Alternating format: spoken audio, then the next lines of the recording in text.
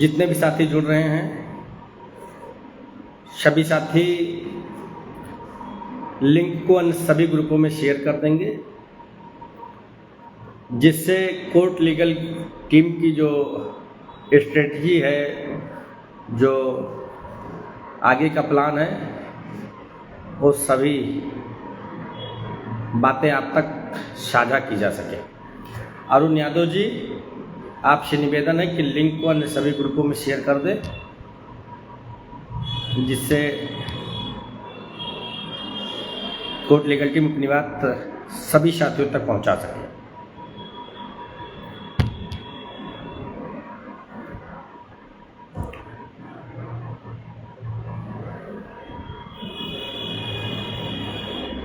फिलहाल रिजवान भाई ग्रुप को अन्य सभी लिंक को अन्य सभी ग्रुपों में शेयर करें।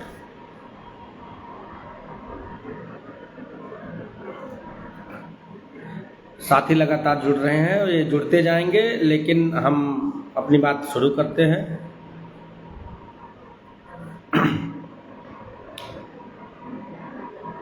साथियों,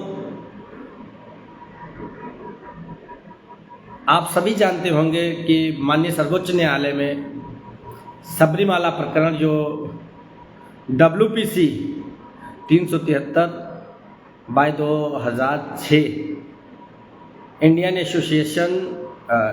young lawyers association versus state of Kerala का जो सबरीमाला प्रकरण है, वो माननीय सर्वोच्च न्यायालय में विचाराधीन है, जिसकी वजह से अपने मामले की हियरिंग नहीं हो पा रही है।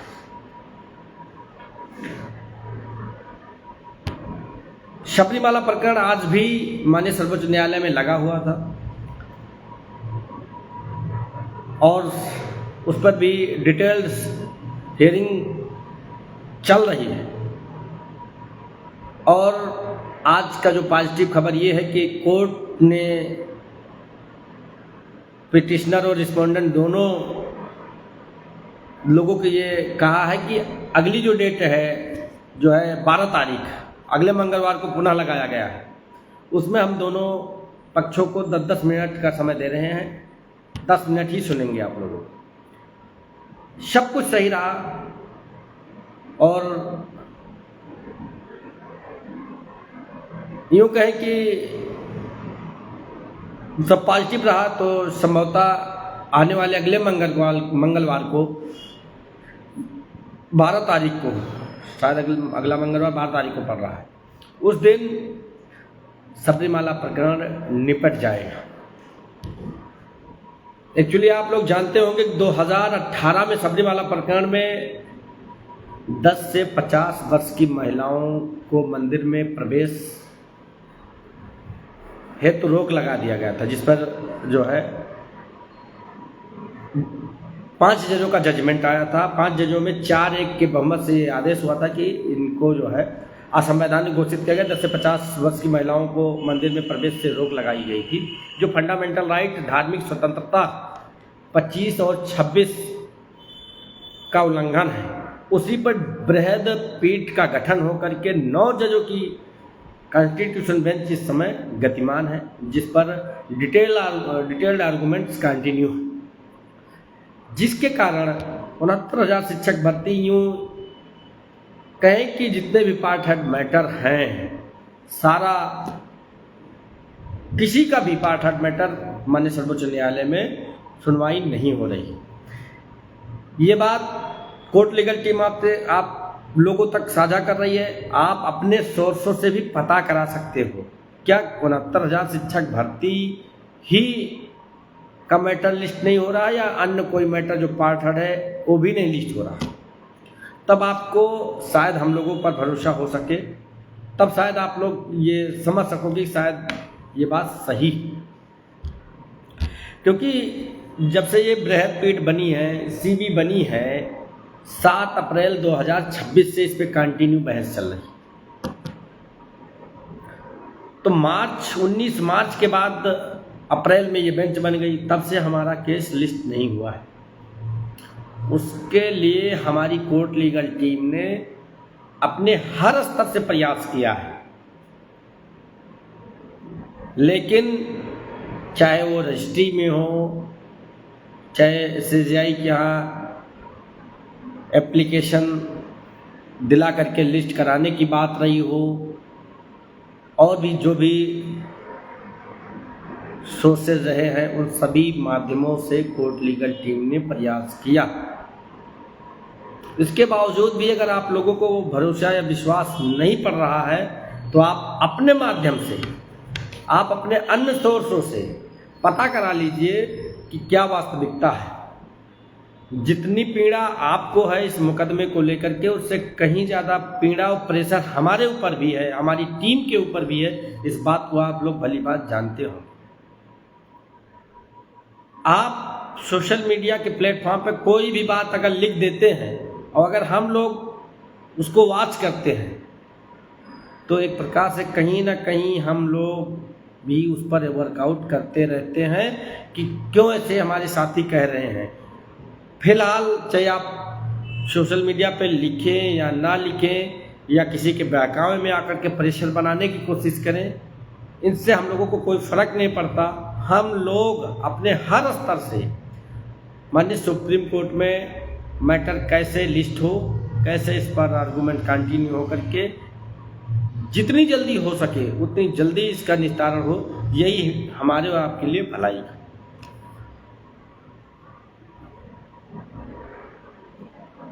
अगर ईश्वर ने चाहा तो 12 तारीख को या आने वाले अगले मंगलवार को ये आर्डर जैसे रिजर्व हो जाएगा, तैसे हम और हमारी टीम और भी जो हमारे साथी हैं, जो 27 और 21% आरक्षण में आस्था रखते हैं, भरोसा रखते हैं, चाहे वो जिस ग्रुपों से हों, वो सभी साथी हमारे साथ तटस्थ हैं। हम उनकी लड़ाई लड़ने के लिए भी तटस्थ हैं।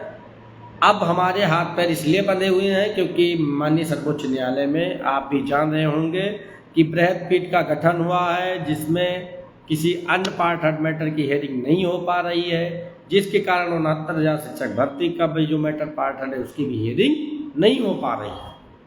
अब इसके सिवा विकल्प कोई और बचता हो तो आप बताएं।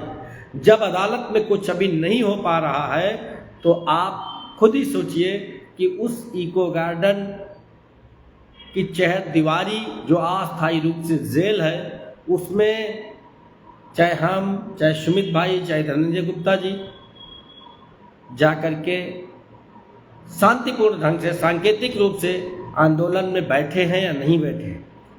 इतना तो टाइम किसी के पास नहीं है ना कि घरों से निकलता नहीं है, कोई आता नहीं है, अदालत में कुछ हो नहीं रहा है, तो रोज़ लिखा पढ़ी होकर के जाती है कि 69,000 शिक्षक भर्ती के अभ्यर्थी आज भी धरने पर बैठे हैं। सुबह 10 बजे 11 बजे रिपोर्ट शासन प्रशासन को जाती रहती है। तो जब देखा अदालत में कुछ नहीं हो पा रहा है, सारी गुंजाइशें भी ख़त्म हैं, तो धरने पर बैठ कर के कोर्ट लीगल टीम आपकी बात को यूँ कहो जीवंत बनाए हुए है, चाहे धरने के माध्यम से, चाहे सांकेतिक आंदोलन के माध्यम से, चाहे विधानसभा घेरने के माध्यम से, चाहे माननीय सर्वोच्च न्यायालय में एप्लीकेशन दाखिल करने के नाम पर, चाहे इलेक्ट्रॉनिक मीडिया, प्रिंट मीडिया में आप मतलब आम जनमानस में अपनी बात पहुंचाने के माध्यम से, लेकिन इस मैटर को जीवंत बनाए हुए हैं कि नहीं बनाए हुए। लेकिन आप सभी साथी भरोसा और विश्वास रखें, जैसे ही ये पीठ टूटती है, आर्डर रिजर्व हो जाता है, एक भी दिन जाया नहीं होने देंगे। एक भी दिन की बात कर रहे हैं, जिससे अगले मंगलवार को अगर ये इसकी पीठ में जो आर्डर मतलब जो आर्गूमेंट चल रहे हैं, अगर आर्डर रिजर्व हो जाता है, तो हम अगले दिन ही एप्लीकेशन फाइल करेंगे। ये हमारे टीम की और हमारे सभी साथियों की पूरी तैयारी है। हम लोग वो नहीं है कि जो मैदान छोड़ करके भाग जाएं। जो 2020 से 2026 6 सालों तक मैदान नहीं छोड़ा। आप देख रहे होंगे कि बहुत ऐसे साथी रहे जो पिटिशनर तो बना लिए, लेकिन उनकी नैतिक लड़ाई, उनकी जिम्मेदारी को नहीं आगे बढ़ा रहे हैं। आप बहुत से ऐसे लोगों को देख लीजिएगा। ये लड़ाई आकर के अंततः कोर्ट लीगल टीम के ऊपर ही निर्भर हो जाती है। इसलिए आप सभी साथी और हमारे इस समय हमारे कुछ सहयोगी साथी हैं, यूँ कह सकते हैं कि जो घटक दल हमारे हैं, ये भी कह सकते हैं कि कुछ है जो अन्य लोग हैं जो इस समय हम लोगों को ये कह रहे हैं कि मुकदमा लिस्ट कराओ, चाहे जैसे भी कराओ, जो भी संभव होगा, जो भी होगा, हम आपकी टीम का आपके साथ सहयोग करेंगे। हम उन सभी साथियों को लेकर के साथ चलेंगे और उनको जो उनका सहयोग समर्थन होगा उसके बिहाफ पर बिना देरी के हम अपनी बात माननीय सर्वोच्च न्यायालय में पहुंचाएंगे और एक कोई डेट फिक्स कराएंगे और उस पर डिटेल आर्गूमेंट करके हम पिटिशनर को राहत कैसे मिले उसकी बहस कंटिन्यू इन द सेंस करवा करके ऑर्डर रिजर्व करवाने की कोशिश की जाएगी। इसलिए जो साथियों को ये लगता है कि हमारी टीम प्रयास नहीं कर रही है, तो हम उनको कैसे भरोसा दिलाएं, कैसे विश्वास दिलाएं कि हम लोग प्रयास कर रहे हैं। अब यही इसका भरोसा विश्वास दिलाने का एक माध्यम है कि आप अपने सोर्सों से, आप अपने तरीके से माननीय सर्वोच्च न्यायालय में इस समय क्या स्थिति है उसके बारे में जानकारी करोगे, तब आप खुद ही सोचोगे कि हमारी कोर्ट लीगल टीम वास्तविक रूप से सही कह रही है या नहीं सही कह रही। मानते हैं कि 6 सालों का दंश आप लोग झेलते झेलते डिप्रेशन में होंगे, लेकिन क्या आप डिप्रेशन में हैं? तो हम लोग नहीं डिप्रेशन में हैं। हमारे सबके ऊपर कितना प्रेशर होगा आप खुद ही एक बार सोच कर देखो।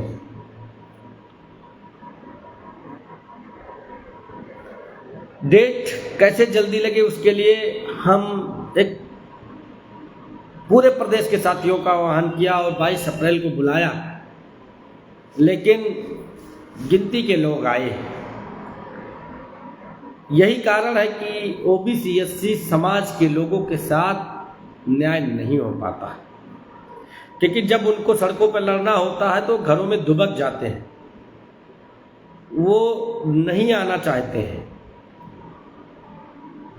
तो उनकी लड़ाई कैसे लड़ी जा सके, कैसे दबाव सरकार पर बनाया जा सके, इस पर आप लोग खुद ही विचार करिए और तय करिए कि अगर किसी पर दबाव बनाना है तो जब तक आप लोग संख्या नहीं दोगे, पीयूष पटेल भाई हैं, दिनेश कुमार जी हैं, रवि झा साहब हैं, आशुतोष शाह साहब हैं, आप सभी से साथियों से सवाल है, क्या 2020 में जिस जुनून और जज्बे के साथ में पीयूष पटेल जी, आप सभी लोग, रवि जी, तमाम ऐसे साथी इलाहाबाद से कूच करते थे और सरकार के नाक में दम कर देते थे, सरकार भी जो है कि घुटनों पर आ जाया करती थी, क्या एक बार इस तरह से हम लोग दबाव नहीं बना सकते? ये सवाल आप सभी साथियों से है।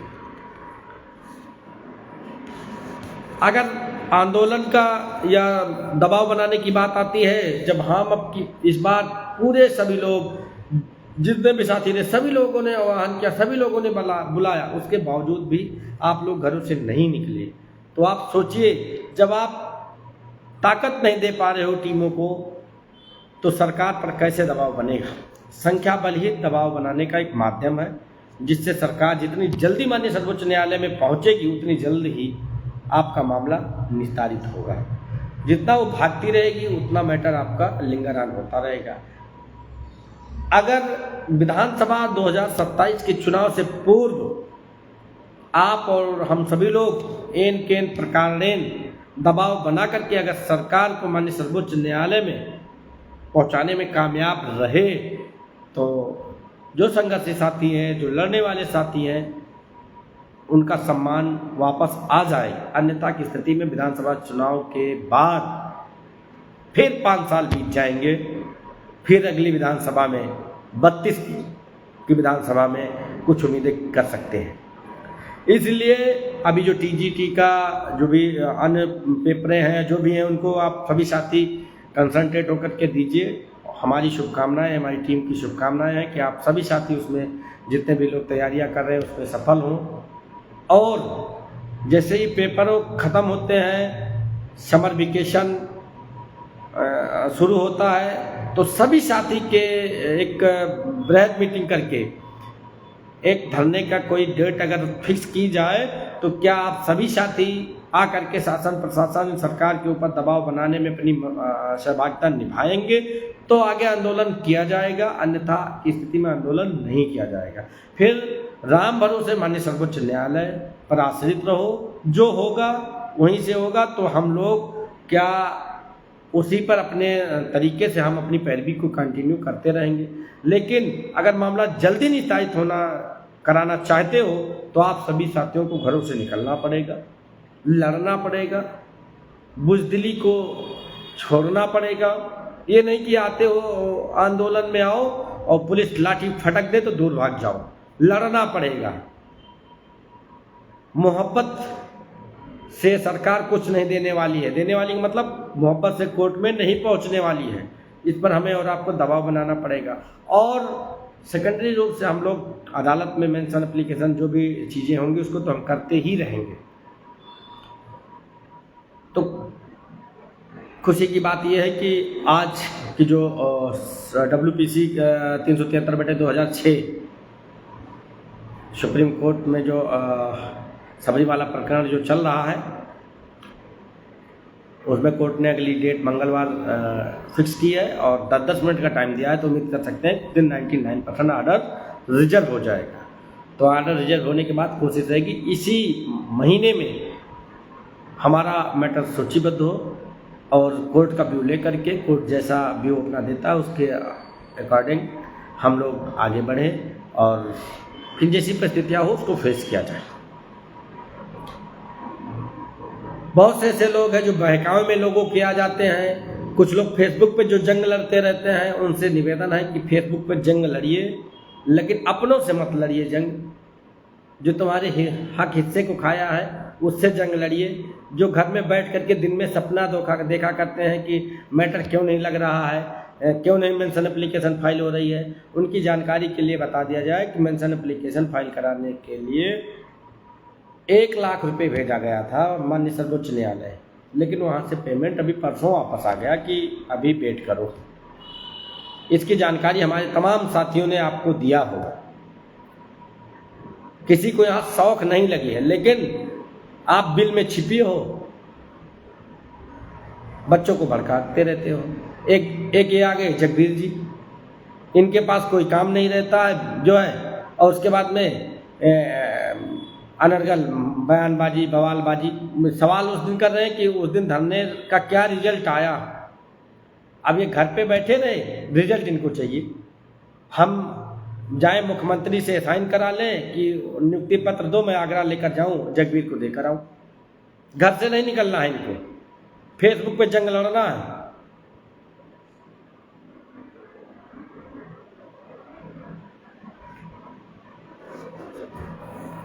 अब आप हमारे साथी हो, ज़्यादा नहीं कुछ कहेंगे, लेकिन इतना कोई रिजल्ट नहीं निकलता है, कोई वहाँ परिणाम नहीं जारी होता है आंदोलन से। आंदोलन से सिर्फ दबाव बनता है। तंज कस रहे हैं ये लोग, क्या हुआ? मनोबल लोगों का डाउन कर रहे हैं। घर से नहीं निकलना है किसी को। एक RK बघेल है जो दिल्ली में बैठ करके ट्वीट कर देते हैं, वहां से लिखते रहते हैं। पता नहीं क्या काम है इन लोगों के पास, कोई काम ही नहीं इन लोगों के पास। राजेश चौधरी जी हैं, कोई काम नहीं है। अगर ये नौकरी में सफल नहीं हुए तो ये लोग, हमको लगता है कि कोई अप्रिय घटना न कर लें, इतना इसमें घुस चुके हैं। ये नहीं जानते कि अदालती लड़ाई में क्या होता है, कैसे होता है। अपने ऊपर कुछ नहीं होता, सब लॉर्डशिप के ऊपर होता है। इस मुद्दे को हम लोग जीवंत बनाए हैं, ज्वलंत बनाए हैं, यही क्या कम है? वरना नियुक्ति कर चुकी है सरकार, भर्ती कर चुकी है सरकार। मनोबल को तोड़ने वाले आप जैसे लोग को क्या कहा जाए, लेकिन किस किस को समझाया जाए? OBC उसी तरह से है, SC उसी तरह से है कि तराजू में मेढक को तौलने जैसा है। एक को समझाओ तो दूसरा रूठ जाता है, दूसरे को समझाओ तो तीसरा रूठ जाता है। ठीक उसी तरीके से तराजू में मेढक को बैठाओ, एक को बैठाओ, दूसरा कूद कर भागता है। लेकिन इस सब से हमारी टीम के ऊपर, हम लोगों के ऊपर कोई प्रभाव नहीं पड़ता। कोई क्या लिखता है, कोई क्या करता है, जिनके पास कोई काम ही नहीं है तो व्हाट्सअप, फेसबुक, ट्वीट ये करता रहेगा धरातल पे, लेकिन कभी नजर नहीं आएंगे लोग। ये वही लोग हैं जो धरातल पे आप कभी नजर आएंगे नहीं।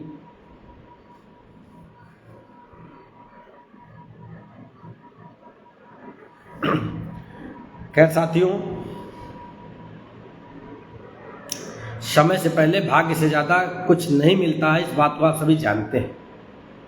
जहां कुछ नहीं था इस 69,000 शिक्षक भर्ती में, वहां बहुत कुछ आपके सामने दिखाई पड़ रहा है। संयम रखें, धैर्य रखें। उम्मीद हमको पूरा है कि माननीय सर्वोच्च न्यायालय से आप सभी के खोए सम्मान को ससम्मान वापस कराने में हम लोग कामयाब होंगे और रोजी रोटी की व्यवस्था करने में सफल होंगे। पीयूष भाई, जग्गा भाई, बंगाल का रिजल्ट आ गया है, आपको शुभकामनाएं, बधाई। आप अपनी सरकार से थोड़ा पैरवी भी कराइए।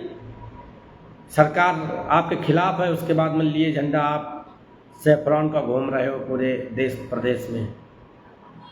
कोई सवाल हो तो आप सभी साथियों से हाथ जोड़कर निवेदन है कि आप कर लीजिए। जो गाली ताली देना है गाली भी दे दीजिए, क्योंकि आप लोग, बहुत से ऐसे लोग हैं जो मानसिक अवसाद से ग्रसित हैं, जिन लोगों को कुछ नहीं होता, वो सिर्फ गाली ही देते रहते हैं। आप सभी साथियों का ये खुला मंच है, आप सभी साथी गाली दे सकते हैं और उसको कोर्ट लीगल टीम ने जिम्मेदारी ली है, गाली सुनेगी भी आप लोगों की।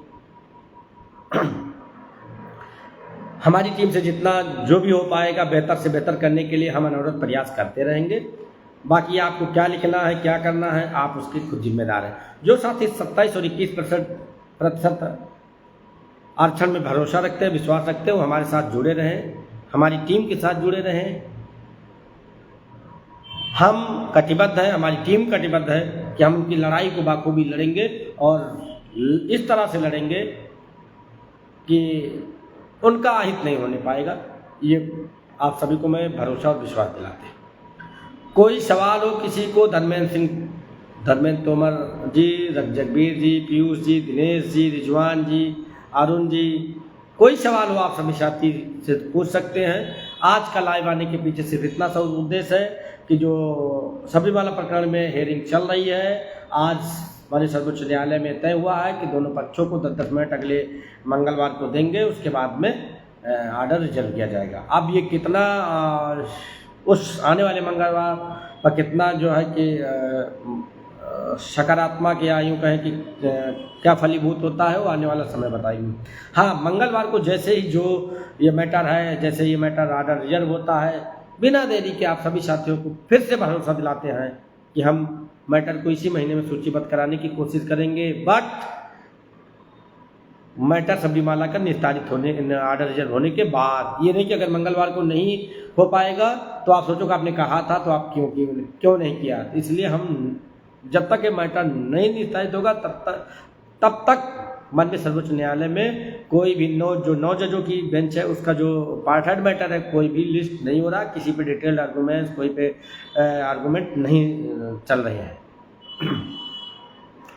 किसी को कोई सवाल हो, कुछ हो तो आप पूछ सकते हैं, अन्यथा इसको हम ख़त्म करें।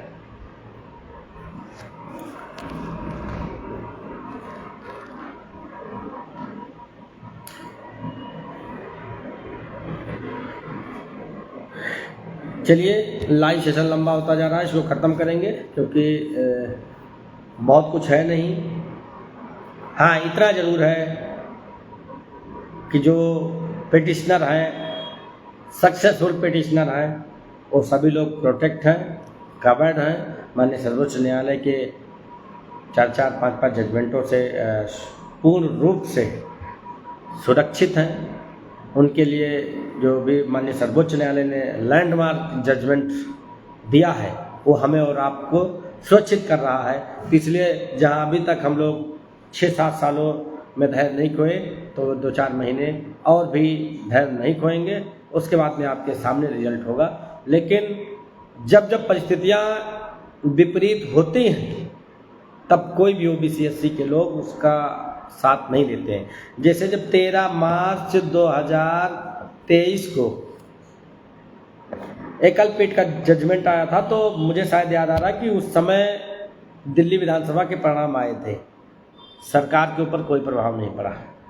फिर 13 अगस्त 2024 को परिणाम आए डिवीजन बेंच के, तब हरियाणा, राजस्थान और अन्य राज्यों के परिणाम आए, तब भी बीजेपी सरकार बनाने में सफल है। आज की स्थिति ये है कि बहुत से ऐसे साथी हैं, आप समझ रहे होंगे कि बंगाल में क्या हुआ, कैसे हुआ, बहुत कुछ है। एक प्रकार से जो भारतीय जनता पार्टी के हौसले बुलंद होते जाते हैं, क्योंकि परिणाम जैसे जैसे उनके फेवर में आते हैं उनके हौसले बुलंद हो जाते हैं। उनके लिए मायने नहीं रखता कि रिजर्वेशन क्या है, क्या कैसे है, जो ये मुद्दा है बहुत छोटा मुद्दा उनको लगता है।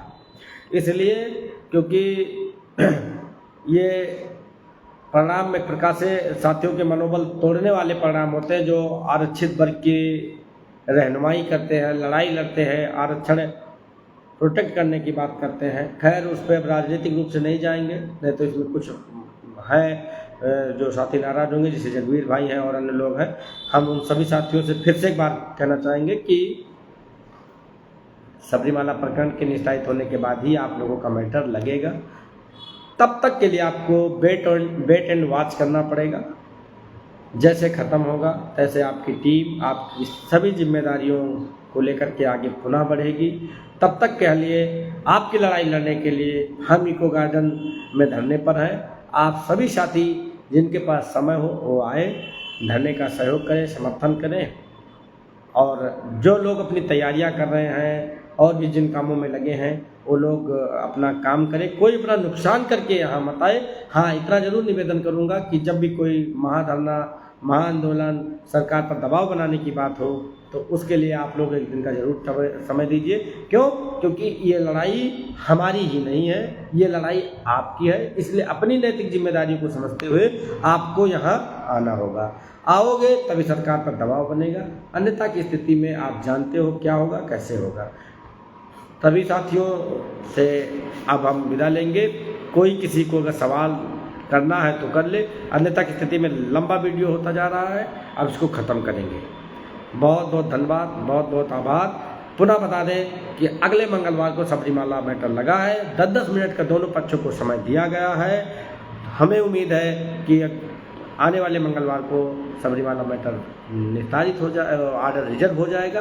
फिर हम लोगों का मैटर सूचीबद्ध कराने के लिए हमारी टीम आप सभी की जिम्मेदारियों को लेकर के आगे बढ़ेगी।